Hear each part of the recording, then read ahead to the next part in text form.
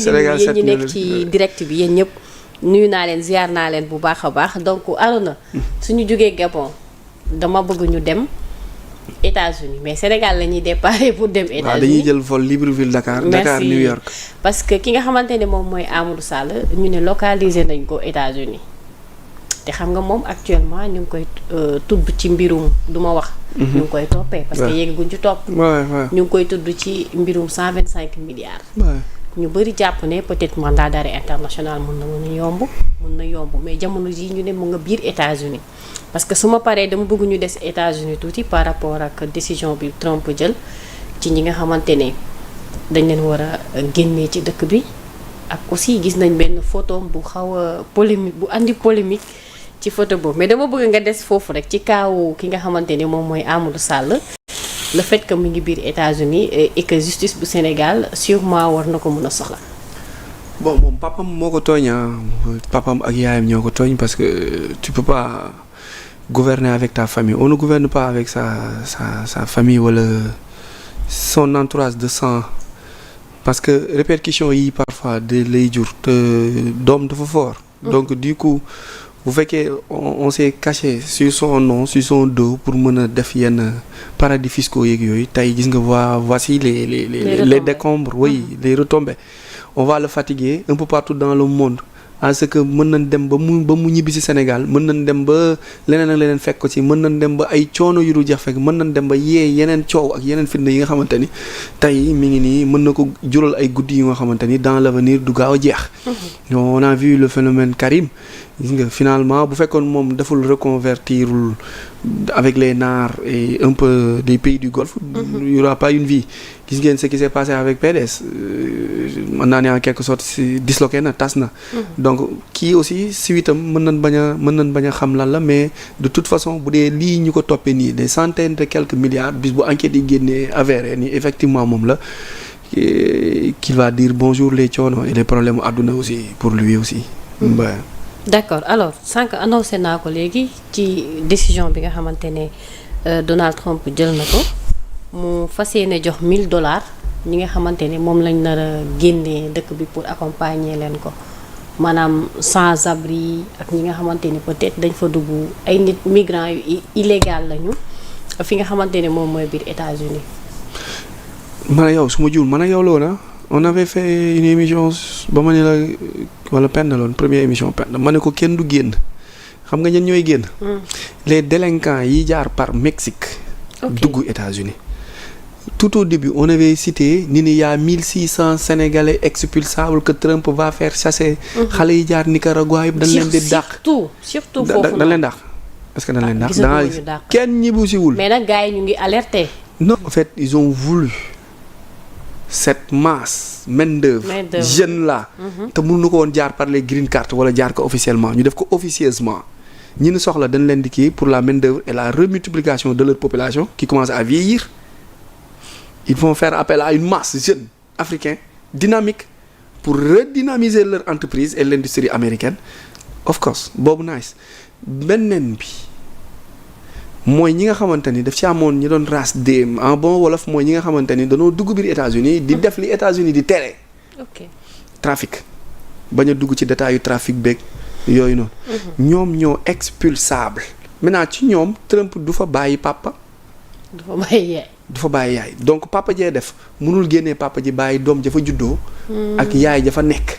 donc il va effacer toute la famille maintenant mais nit ku ne am nga droit. seen papa mooy délinquant moo def moom lañ jàpp moom lañ tëj mais yaa jeeg doom ji defuñu dara. victime lañ donc ñoom la ñuy dédommager.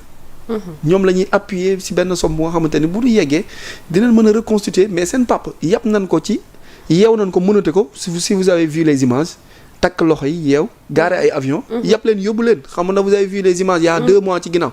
ñoom ñëpp dans des prisons. maintenant la famille nag bu ko seetaan. bul seetaan la famille humanitairement. Trump n'est pas méchant il va pas regarder la famille souffrir comme ça surtout que États-Unis nga juddoo màggee fa donc au moins dina la soutenir ci dara. mooy moo tax mu jox leen somme bu symbolique. boobu $1000.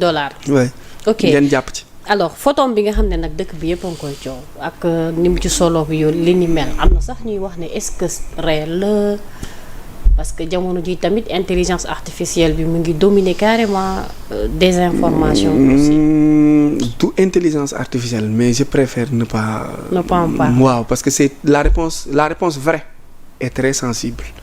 Ok. Oui, très sensible même. Donc je pourrais pas trop y aller, y aventurer parce que ça peut créer après pour la suite, pour la télé et pour moi-même des choses yu nga xamante ni.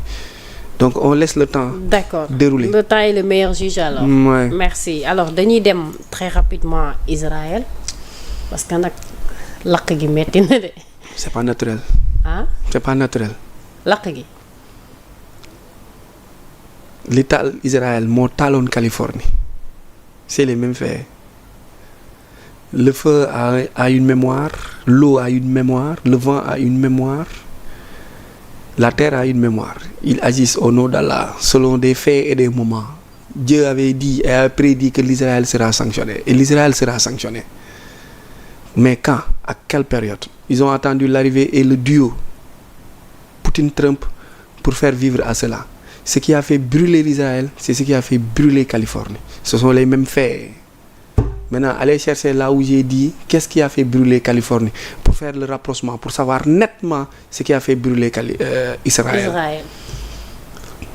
C'est pas un feu qui est tout à fait naturel, du feu de brousse. Sur un feu de brousse, l'Israël est tellement renseigné et sophistiqué en termes de matériel et autres qu'ils peuvent arrêter le feu. Pourquoi le feu n'a pas été arrêté? loolu mooy question bi parce que ba fii Californie aussi lu tax feu ñuy wax ak yow mi ngi tàkk.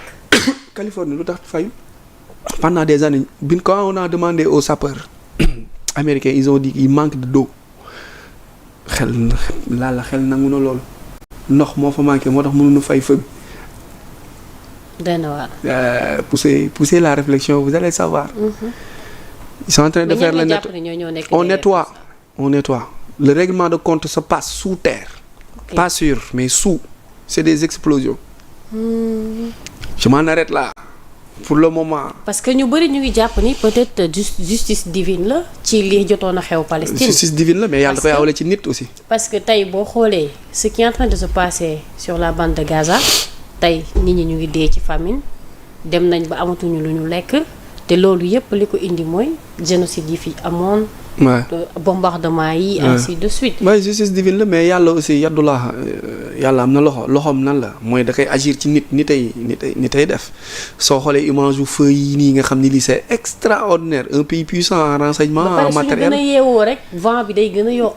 après ils vont dire c'est le changement climatique dañ koy tax ci changement climatique et le vent ni moom moo yokk feu bi comme Californie teg regardez le feu de Californie là ngeen xool feu Californie ak feu Israël bi pourquoi ay zone yooyu noonu tàkk Californie da naan la c'est les failles c'est les rifts.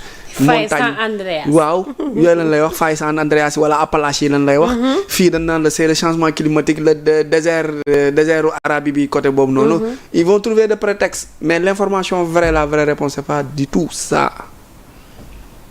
La suite de cette guerre. La suite c'est la chute de l'Israël. L'Israël est en train de débuter sa grande finalité.